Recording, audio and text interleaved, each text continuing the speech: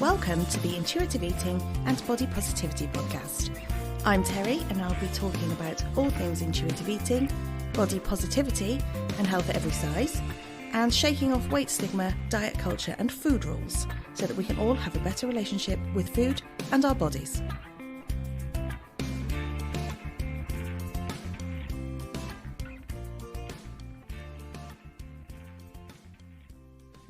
Good morning.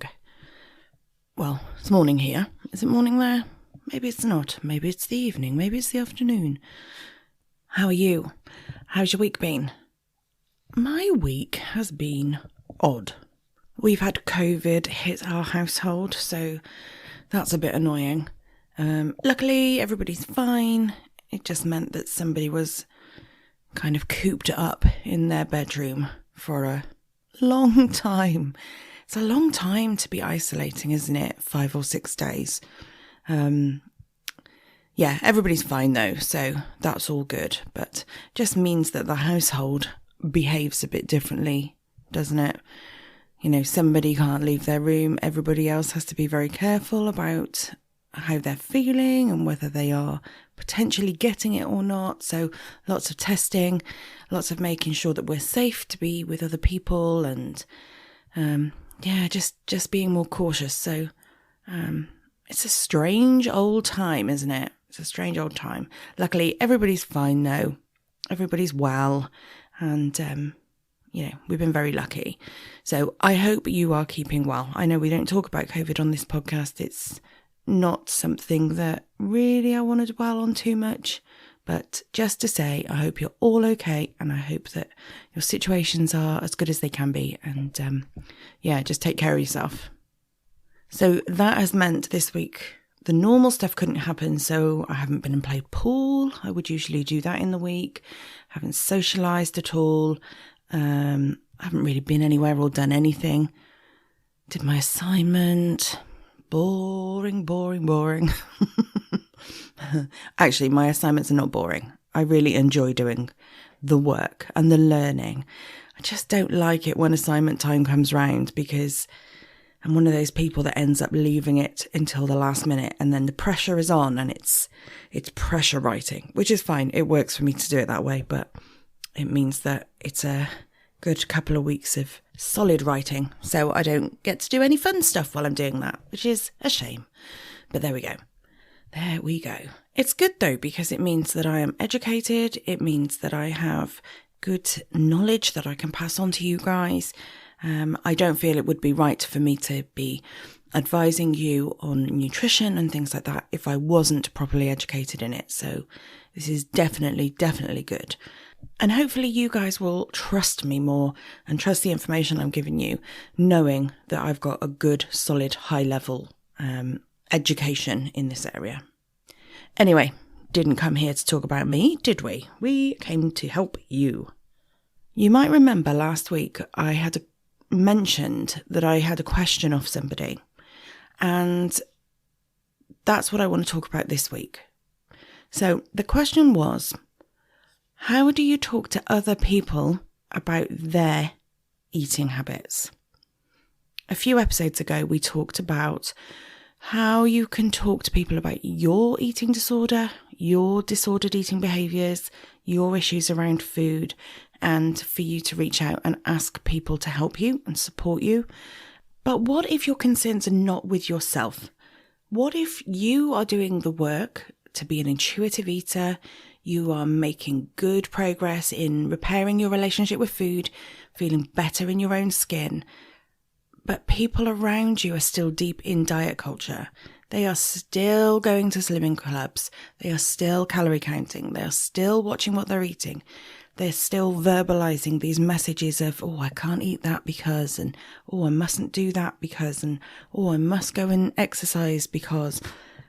What if that's surrounding you? And there's an aspect of this that is about how it projects onto you and how you absorb it. But there's also a worry, isn't there, for the people around us? When you are more of an intuitive eater, you understand the benefits to it. You understand that it's a better, more peaceful way to live with food. And then we start to pick up on the things around us. we start to see diet culture and beauty standards around us, and you start to see that in other people, and you start to worry for them. And that's understandable. You see the benefits it's having for you, and you want that for other people. You want other people to be happy and healthy and not having this perpetual struggle with weight all the time. So, how do we talk to people around us about these things? In some respects, this is slightly harder than talking to other people about yourself, because when you talk to people about yourself, it's on your terms. You've chosen to have that conversation. You've chosen the time and the place, and you've chosen who you're going to talk to. You've chosen how much you're going to divulge. When you're talking to somebody else about their well-being, they are not necessarily going to see it coming. They are not going to expect the conversation. They're not choosing to have that conversation with you when you start the ball rolling. So in some respects, this is a bit more of a sensitive area, and you really have to approach it gently. When we are big advocates for intuitive eating, we can get right up on our soapboxes, can't we? I know I can. I know that if somebody asks me a question about it, I could talk forever about it, because I believe so passionately in it. And I believe that it's a healthier way to live and a better way for people to live. So when people ask me about it, I can just go on and on and on, and I need to rein myself in, and I need to know when to stop. Now, you can't just approach somebody with this big gung-ho approach. You can't just sit them down and lay it out in front of them and say, this is going to change your life. This is everything that is wrong with the way you are eating, the way you are behaving, and here I have the solution. Because that's just going to be a big old slap in the face. That's not the way to do this. We're going to go at this with compassion and care and respect. The way to think of it is, if you were in that place where you were dieting and exercising and maybe having some success around weight loss, I say success in, air quotes. If you were in that place and you believed in what you were doing, would you be open to having somebody tell you that that was wrong? I think if we're honest, probably not. I know that when I was going to Slimming World, I thought it was the best thing in the world. I used to tell people about it. I used to, really attribute all this success to Slimming World, and it was the right way to be, and it was going to change my life, and it was going to be a lifestyle change forever and a day. And of course it's not. And of course my eating habits and my exercise habits were not healthy. But if somebody had tried to tell me otherwise then, I don't think that would have been that well received. So also expect to not be welcomed with open arms on this new way of living, this new way of eating and seeing yourself, because it might just be one of those things that you talk about and you mention, and it just needs to sit there. You just need to have sown the seed. You might not get this immediate impact that you're expecting. So just be aware of that. Before you start talking to them, be clear about why you want to talk to them. It will help you guide the conversation. It will help them to understand. It will give you some clear ideas of the way that you can talk to them. So some ideas might be that it's for your own good. You've made strides into intuitive eating. You feel better about your food. You feel better about your body. But these messages around you are not helpful. And with every couple of steps you take forward, there's one step back because somebody around you is still oozing diet culture. So that might be useful to get across while you're having a conversation with somebody, so that even if they are not going to change their way of eating, it might be that they can understand where you're coming from, and it might make them more mindful of the way they're behaving, the things that they're saying. And this isn't to try and change somebody's behaviour. You're not trying to manipulate them to do something they don't want to do. But you can ask them to be respectful of the fact that you are not dieting, and that dieting chat, dieting behaviours, that doesn't help you on your journey. I feel like this might be a good entry comment. This might be a good way to start the conversation with somebody, just so that it doesn't feel like you're bombarding them with this, I need to talk to you about your behaviour. You can approach it more with I'd like to share with you how I have made some changes in my eating and my behaviour around food. And as you're still dieting, it's having a little bit of an impact on me. So can we talk about some of that, just so that you can be mindful of how I feel when you're talking about dieting behaviours? That might be a really nice way in. It makes it sound like you would like to talk to them about you. It's not daunting. It's not scary. It's not shocking. It's just can we talk about something that's bothering me? Then you can explain to them about intuitive eating. You can give them an overview of what it's about. Maybe talk about some of the principles of intuitive eating. You can explain to them what that means for how you approach food, what your thoughts are around food, how you decide what you like to eat and what you don't want to eat at any given time. You can tell them about how it affects your relationship with exercise, for example, if that's something that you've changed through intuitive eating. You can explain to them about the food police and how those thoughts in your head are just diet culture talking to you. And while you're explaining to them about intuitive eating and about how it's helped you, maybe those seeds will be sown and they will think, I have those thoughts. I hear those words about food in my head. I behave like that. This is not about guilt tripping them. It's not about making them feel bad for having those thoughts, bad for doing those behaviours. It's about helping them to see what's happening in and around them so that they can realise it and that they can question whether that's something they want to continue with or not. So you can explain to them about intuitive eating and you can tell them how much it's helped you. You can explain what you've gained from having these new approaches to food. And you can be enthusiastic about it because although the aim of the conversation is to talk to them about their behaviour, you want to sound so good about this stuff. You don't want to sound like intuitive eating is a struggle, because if you're in a struggle, why would they change to that struggle? No, you're trying to explain to them how good intuitive eating is and how much of a struggle their diet is, because that is the way it is. So, don't be afraid to be enthusiastic about what you're saying. After you've explained about intuitive eating, and after you've explained body positivity and health at every size, you can then say, but you need a supportive environment. You're not asking them to do anything specific other than to be mindful of their actions and their language around their eating habits. Let's go back to Slimming World. You could, no, let's not go back to Slimming World, but let's go back to the Slimming World example. If that person is on Slimming World, there might be lots of chatter around the number of sins they've got left and how much free food they can eat and A and B choices and how much they've got left and whether they can have more than one piece of bread a day, that sort of chat. You can mention these things to them, explain that actually when they're commenting about these things, it's a little bit problematic. It's putting you at risk of being back in a diet mindset, and you're trying to actively avoid that.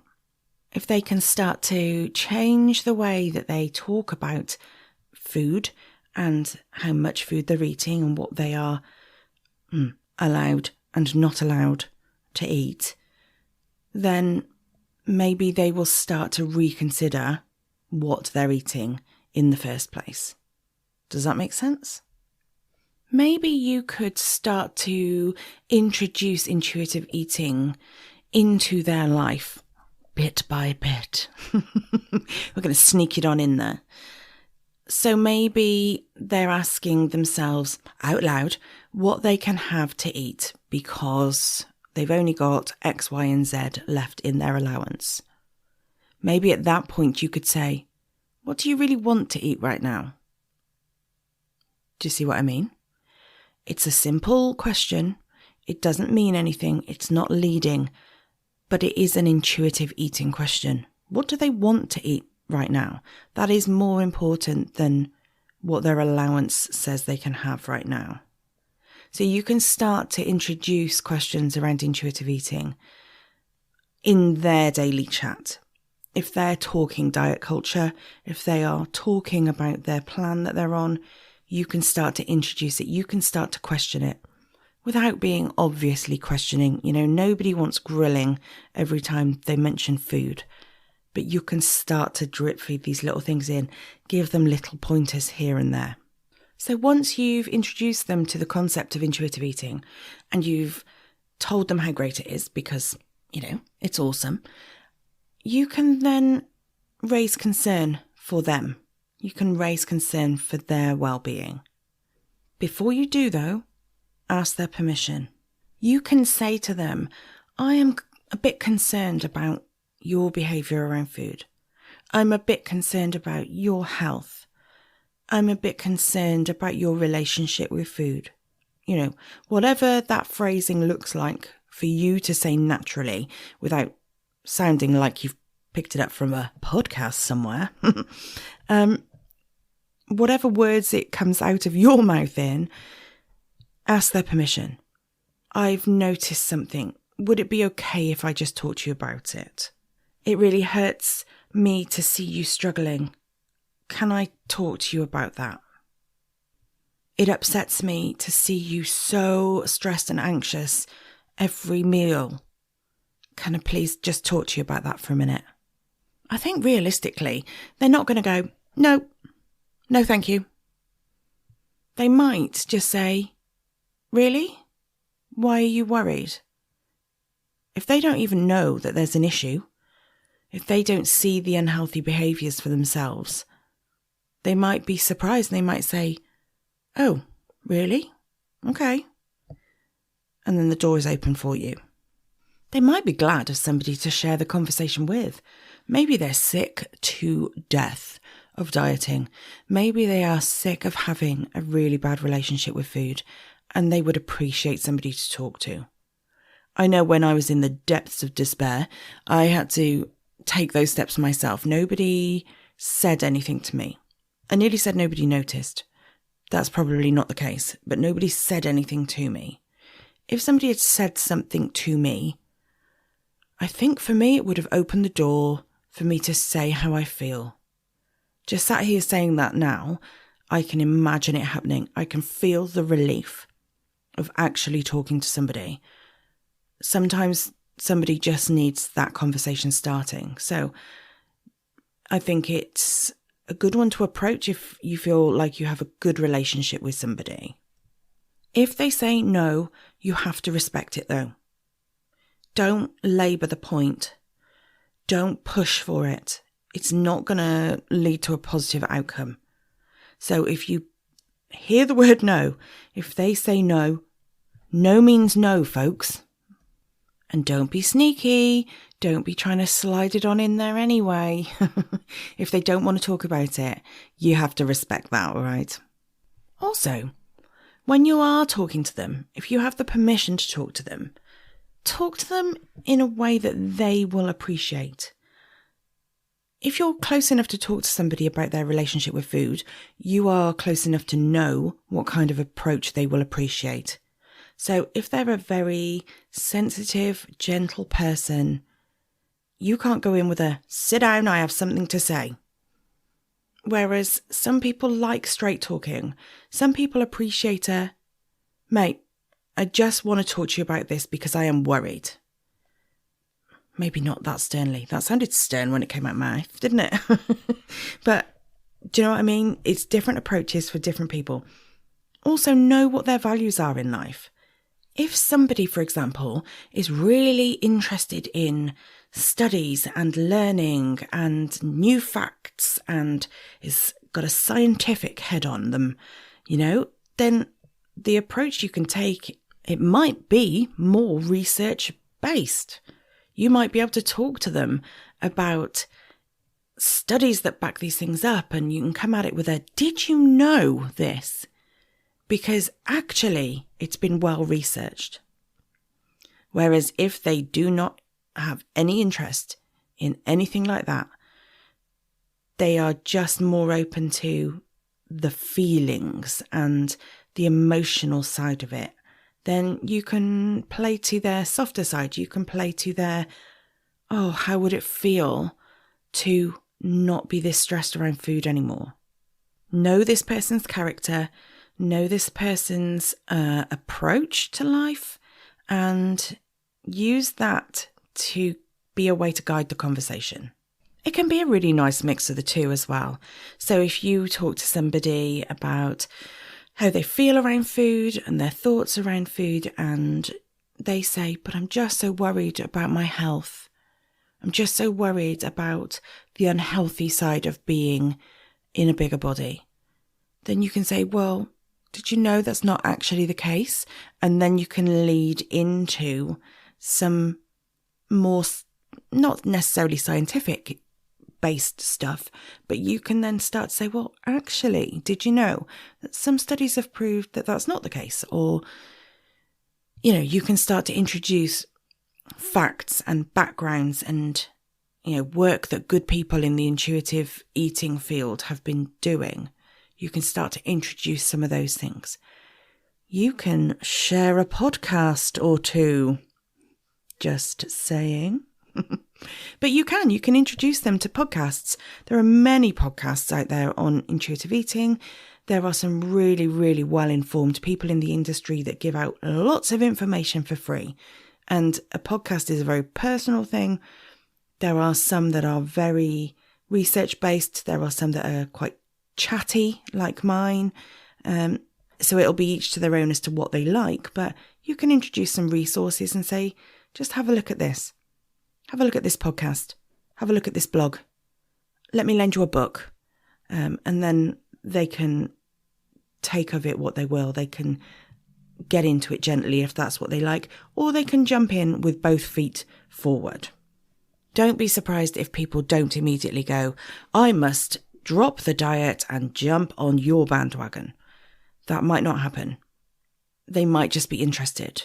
They might just need a nod towards some resources where they can go to it in their own time, in their own space, and look at it.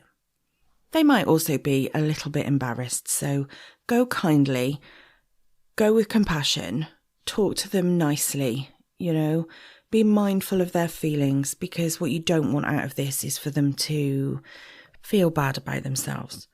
I know that's not your intention. I know in asking the question, it's about the concern of other people, and it's about the relationship with food and stuff, but people's feelings are easily hurt. So just be aware of that and approach it with some real care. Finally, really don't labour the point. Know when enough is enough. If they're asking questions and they're interested and they're having open conversation with you about intuitive eating or about their situation or about how it's helped you, wherever this conversation goes, if it's naturally flowing and it's open and it's going well, then continue, carry on, just keep going as much as you both want to. But if they are a bit of a closed book, if they don't want to talk about it, if they are giving you one-word answers, if it's clear that now is not the time, then just let it go. Know when to let it go. You can't help everybody, and that's the sad reality. Maybe just raising it will let them know that you're there when they're ready. And you can say that. You can say, if you don't want to talk about it, it's absolutely fine. Just know, if you want to know more, when you're ready to chat, I'm always here. And just leave it at that. It's definitely a difficult one. You can't preempt how it's going to go. You can't preempt whether it's going to be well received. You don't know what that person is going to respond well to. It's really stepping into the unknown, isn't it? It really is. But I hope that helps. I hope, to the person who asked that question, I really hope that that answers your question. I don't feel like it's easy in this case to give you a definite, this is what you should do, this is what you should say, and this is the way the conversation will go, because in the nature of humans, you can't predict that. You don't know where it's going to go. You don't know how well it's going to be received. So I hope that's helped. I hope it's given you some ideas and some thoughts about how you can approach somebody in your life that you'd like to talk to about intuitive eating and about their behaviours around food. Good luck. I hope it goes really, really well for you. Blinking heck. We're at 26 minutes already. How has that happened? Where's the time gone today? These episodes fly by. I don't know about you. I don't know. You might be sat there thinking, nope, Terry, this has been the longest half an hour of my life. But it flies by for me. I really enjoy doing these podcasts.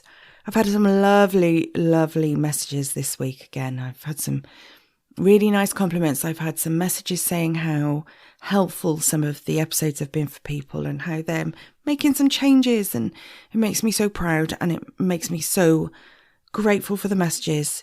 It makes me really grateful that you listen and that you think the information is valuable. I'm so pleased and I'm so glad to hear from you. So all those people that are making positive changes, yes, I'm right here cheering you on. Well done. It's amazing. Can I please ask a favour? If you are a listener that has been listening for a while, you've listened to a few episodes and you've got a feel for what the podcast is about, would you please give me a rating on Spotify and Apple Podcasts? I shall tell you for why. I went on to, where did I go on to? Apple Podcasts the other day, and there were a couple of reviews, not an awful lot. There were a couple of reviews. There was a couple of 5-star reviews and there was a 1-star review. That made me a little bit sad. It made me a little bit sad because that person, instead of reaching out to me and giving me some constructive feedback and telling me what they thought of the podcast, they just put a 1-star review. Now, I can't really tailor things to suit you if I don't know what you want. So, firstly, I'd really like you to pop over and give me a review. A 5-star review would be awesome. Because if you are listening for a while and you enjoy it and you like it and you get value from it, it'd be really nice if you could share that with people. You don't have to write a lengthy essay, but a 5-star review, maybe a couple of words if you feel like it, would be great. Because when people are then looking for podcasts to listen to, they will see the rating and it will help them to know that it's a good source of information, that it's a bit of fun, that it's a nice chat with somebody on a weekend, that sort of thing. It would be really helpful for there to be a rating that showed that actually the podcast is worth a listen. On Apple, you can write a review, I think. I know you can write a review. On Spotify, you can't write a review. It's just a star rating. So I would really appreciate it if you could show your love for the podcast and pop over and give me a star rating on Apple if that's where you listen to. If you listen on Spotify, give me a rating there. That would be great. But going back to that 1-star review, if you don't feel like you can give a 5-star review or even a 4-star review, please, can you just drop me a message? I really need to know where the podcast is lacking so that I can make it better. This is a resource for you guys at the end of the day. I just enjoy doing it.